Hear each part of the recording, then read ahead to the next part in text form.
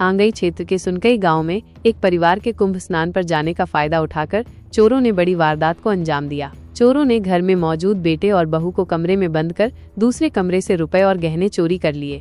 पीड़ित विजेंद्र शर्मा ने बताया कि वह 27 जनवरी को अपने परिवार के साथ कुंभ स्नान के लिए गया था। बेटे राहुल शर्मा और बहू को घर पर छोड़ा था। पीड़ित ने बताया कि बीती रात को चोरी की वारदात हुई। सुबह जब राहुल और उसकी पत्नी जागे तो उनके कमरे की कुंडी बाहर से लगी हुई थी, जिनके चीखने चिल्लाने पर दूसरे कमरे में सो रहे चाचा की मदद से कुंडी खोली गई।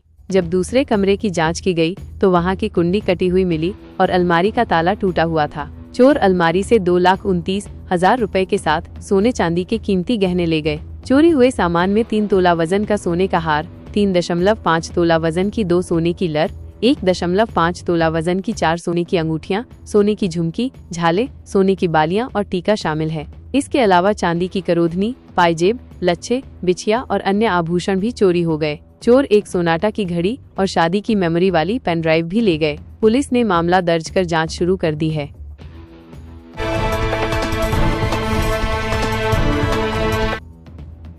कस्तूरबा गांधी आवासीय विद्यालय मोठियापुरा की शिक्षिका पर छात्राओं ने डराने धमकाने के आरोप लगाए हैं। छात्राओं का कहना है कि शिक्षिका उनके साथ दुर्व्यवहार करती हैं, झगड़ा करती हैं और उन्हें चटनी रोटी खाने को देती हैं, हरी सब्जी तक नहीं बनाने देती हैं।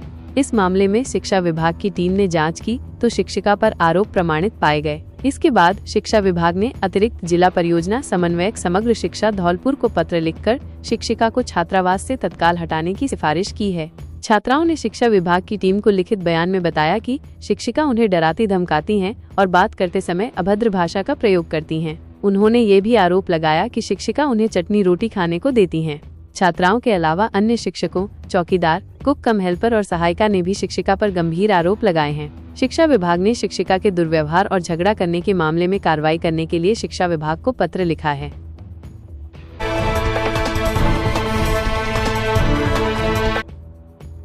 बाड़ी में सामूहिक विवाह समारोह का सफल आयोजन, 6 जोड़े बने हमसफर। बाड़ी शहर में अग्रवाल समाज की परमार्थ सेवा समिति ने आज 6वीं बार सामूहिक विवाह समारोह का आयोजन किया, जिसमें 6 जोड़े एक दूसरे के जीवन साथी बने। समारोह की शुरुआत दूल्हों की शहर के किला गेट दाऊजी मंदिर से निकाली गई सामूहिक बारात से हुई। बारात में अग्रवाल समाज के युवा, गणमान्य नागरिक और महिलाएं शामिल हुईं। युवाओं ने घुड़चड़ी में जमकर नृत्य किया। विवाह स्थल अग्रवाल धर्मशाला में सभी दूल्हों का स्वागत किया गया। कार्यक्रम में पधारे जनप्रतिनिधियों ने सबसे पहले महाराजा अग्रसेन की पूजा अर्चना की। इसके बाद सभी दूल्हा दुल्हनों ने एक दूसरे को मंच पर वरमाला पहनाई। समारोह के मुख्य अतिथि पूर्व मंत्री एवं भरतपुर विधायक सुभाष गर्ग ने समाज के परमार्थ समिति के इस आयोजन को अतुलनीय बताया। उन्होंने कहा कि इस प्रकार के सामूहिक विवाह आज समय की जरूरत है और इस विवाह समारोह का आयोजन सराहनीय है। उन्होंने कहा कि आगामी 2026 में परिसीमन के बाद कुछ सीटें बढ़ेंगी और उनकी इच्छा है कि बाड़ी से अग्रवाल समाज का कोई व्यक्ति प्रतिनिधित्व करे। बाड़ी विधायक जसवंत गुर्जर ने भी अपना उद्बोधन दिया। उन्होंने कहा कि अग्रवाल समाज हर कार्य में अग्रणी रहता है और समिति का ये आयोजन वास्तव में परहित में है। बाड़ी के हर व्यक्ति में परमार्थ दिखाई देता है।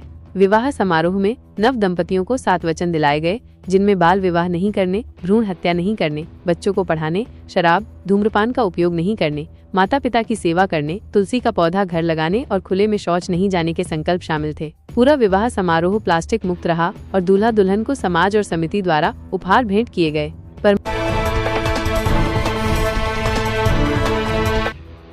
रविवार दोपहर को एक महिला नर्सिंग कर्मी की संदिग्ध परिस्थितियों में मौत हो गई। पुलिस ने शव को जिला अस्पताल की मोर्चरी में रखवा दिया है। अस्पताल चौकी प्रभारी प्रेम सिंह के अनुसार मृतका रजनी पत्नी हाकिम सिंह हुंडावाल रोड की निवासी थी। परिजनों ने बताया कि रजनी मनिया पीएचसी में नर्सिंग कर्मी के पद पर तैनात थी। उन्हें अचेत अवस्था में जिला अस्पताल लाया गया, जहां चिकित्सकों ने उन्हें मृत घोषित कर दिया। मामला संदिग्ध होने पर पुलिस को सूचित किया गया। पुलिस ने मृतका के पीहर पक्ष को घटना की जानकारी दे दी है। उनके आने के बाद शव का पोस्टमार्टम कराया जाएगा। फिलहाल पुलिस मामले की जांच कर रही है और मौत के कारणों का पता लगाने की कोशिश कर रही है।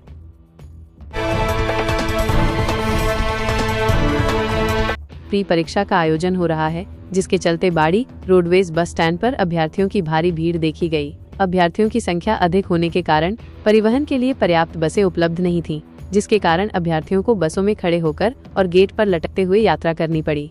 सरमथुरा के पिपरोन गांव निवासी अभ्यर्थी अमित सिंह ने बताया कि वो किसी तरह हाईवे 11B तक पहुंचे और निजी साधन से बाड़ी आए, लेकिन अब धौलपुर जाने के लिए बसों की व्यवस्था नहीं है। उन्होंने बताया कि उनकी तरह कई अभ्यर्थी बाहर से आ रहे हैं, जिनके लिए भी बसों की कोई व्यवस्था नहीं है।